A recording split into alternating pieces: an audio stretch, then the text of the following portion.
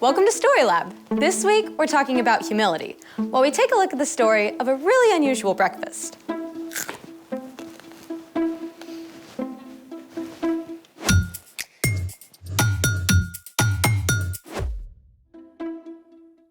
Hey, I'm Skylar. And I'm Sebastian. We're talking about humility, which is putting others first by giving up what you think you deserve. So what are we doing today?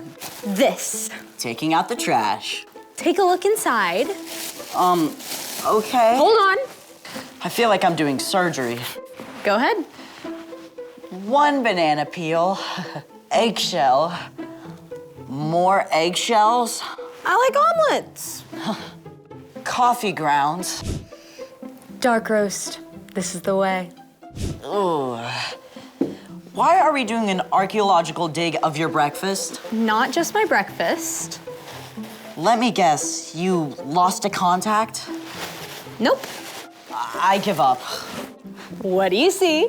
A bunch of garbage. I see pure gold. I think you need to get your eyes checked. This stuff can turn into something amazing. What?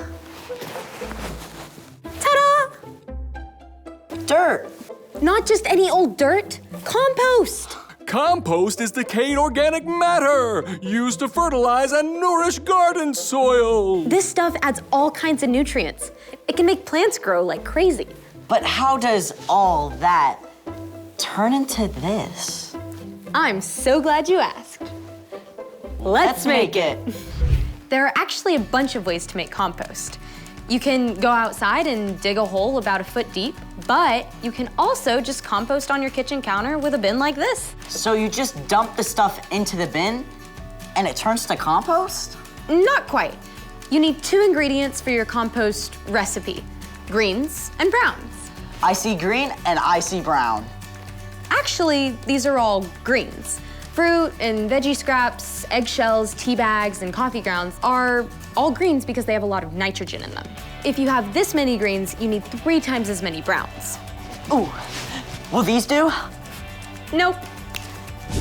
Browns are rich in carbon, stuff like shredded newspaper, dried leaves, and cardboard.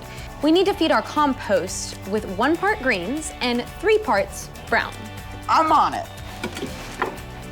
All right, that's 1 green and then 3 brown.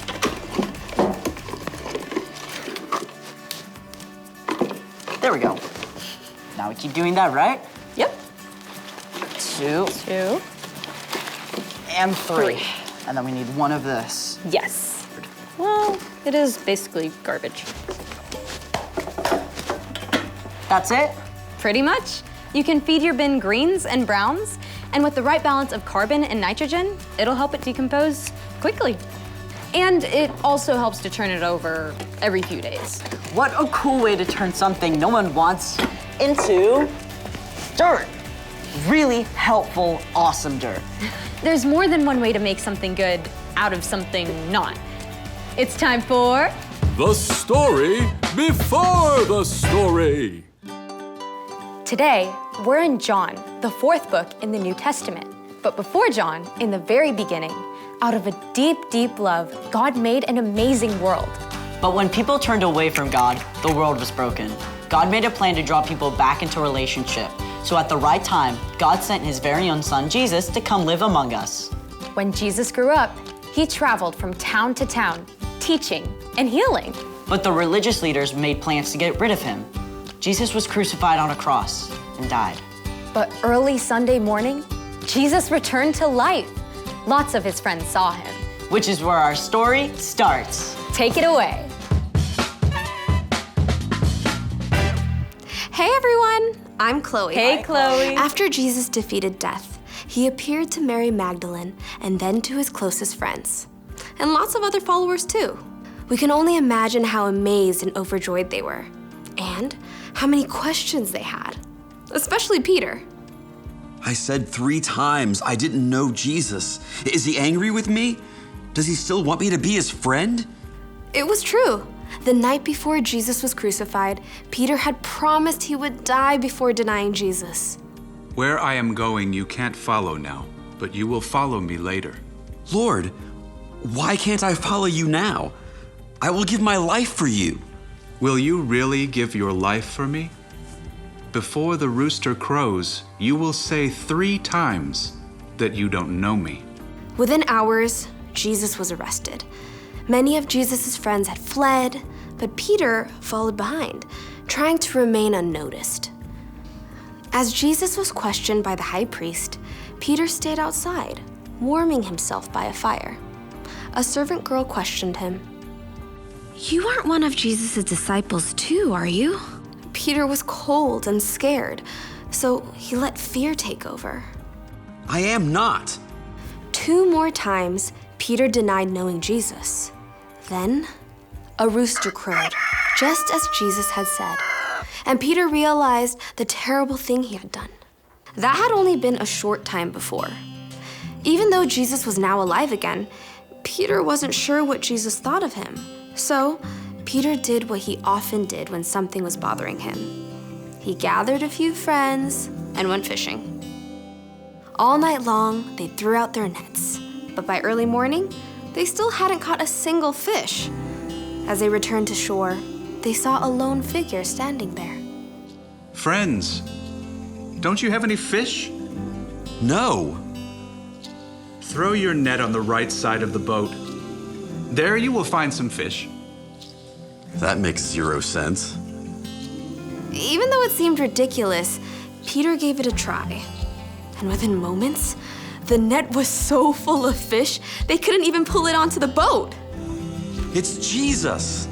In his excitement, Peter forgot his worries and splashed as fast as he could toward Jesus.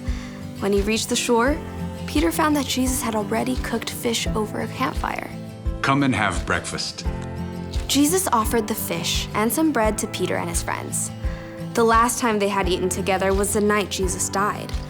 But so much had happened since then. They may have been quiet as they ate, wondering how things would be different now. When they finished breakfast, Jesus called Peter aside. Maybe they took a walk on the beach. I bet Peter's heart was pounding fast. This is it. Peter, do you love me more than these others do?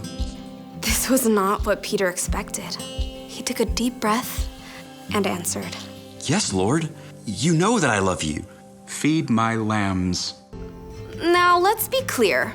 There were no sheep on the beach. Jesus didn't mean for Peter to take some lambs out into a field of green grass. But many times, Peter had heard Jesus call himself the Good Shepherd, while the people around him were like sheep. Jesus wants me to take care of the people who follow him. Again, Jesus asked, Peter, do you love me? Yes, Lord. You know that I love you. Take care of my sheep. Peter was getting anxious again. Why had Jesus asked a second time? Didn't Jesus believe him? A third time, Jesus asked, Peter, do you love me? Lord, you know all things. You know that I love you. Feed my sheep. Peter was frustrated that Jesus kept repeating this until he realized. Jesus has asked me 3 times if I love him. Maybe that's once for every time I said I didn't know him. Jesus had not only forgiven Peter, Jesus was inviting Peter to care for all the people who would follow Jesus now and in the years to come. Following Jesus wouldn't be easy, but it would be worth it. Every step of the way. The end. Wow, so Peter really messed up, but Jesus still loved him. Yeah, Jesus didn't leave him hanging. Exactly. Peter was the one who denied Jesus, but Jesus took time to make it right between them. So, what's our part in the story? Well, if someone wrongs you, it's super easy to stay mad. But even if you feel like you have a right to stay mad, humility means choosing to forgive and make things right. Maybe your friend didn't call and invite you to their house on Saturday like they said they would. Instead of being mad and refusing to talk to them until they talk to you first, you can go to your friend. You can tell your friend you were hurt, but still care about them and want to hang out. Or your big sister promised to give you a ride to school, but she left early, and you had to wait for the bus in the rain. Instead of giving your sister the cold shoulder, go to her. Tell her that it wasn't okay, but you still love her. And if you are the one who hurt someone else, it's just as important to make things right with them. This is not easy stuff. But it's super important. You're absolutely right. See you next time. Bye, Chloe. So here's the thing. Put others first by making things right. Got it. Do you think Peter and Jesus composted their breakfast leftovers? No idea. Hold on a sec. All right. She looks hungry. Apple core? Nom, nom, nom, nom, nom, nom, nom, nom. Thank you. Thanks for joining us in the Story Lab. See you next time.